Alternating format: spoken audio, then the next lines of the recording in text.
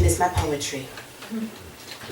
Menses are my prophecy, a talking galaxy, a legacy of language that spells in 5 days the incarnation of my uterus, chants homage to my hallowed region, my carnal reason, that I am the gate through which God passes to replicate.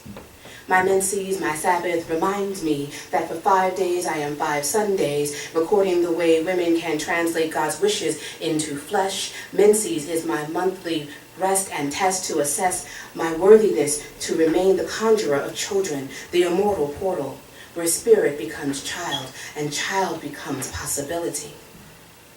My menses are my melodies, songs of ascending harmonies, brewing visions into victory.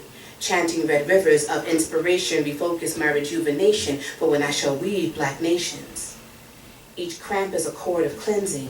Each pain is the pluck of my holy harp's mellowing, the gospel of cyclical hatching, not a dirge, but to drench, because being a woman is a religious experience.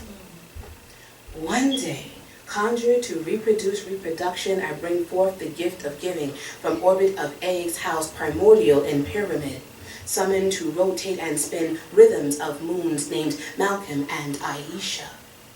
So each month I prepare as the old souls come down me, remind me that the health and heritage of my body and my people are preserved by the shedding, that these 5 days of closure and cleansing anoint me before my journey.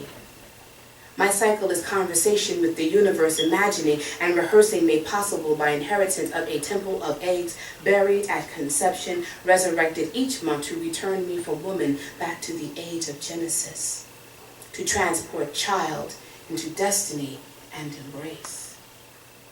My menses announces my arrival from bud to bloom, nothingness to anew, a giving of life to giver of life. Its language narrates my legacy of dawning from girl to retiring as elder, my rites of passage, my adoption into a sacred tribe.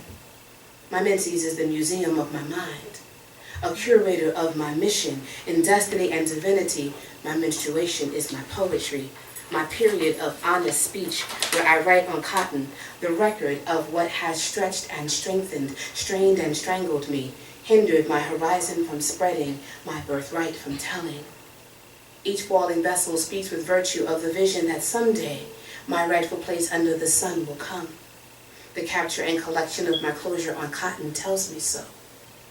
Yet the collection has wrongfully been called vile, is assumed to be evil and unclean. Yet the period is so much more than its symptoms. It is not an it, but of her, of me, a gift. It is mine, it is mine. It is our course and not our curse. Comes from the place where we are first. Songs commune in my canal.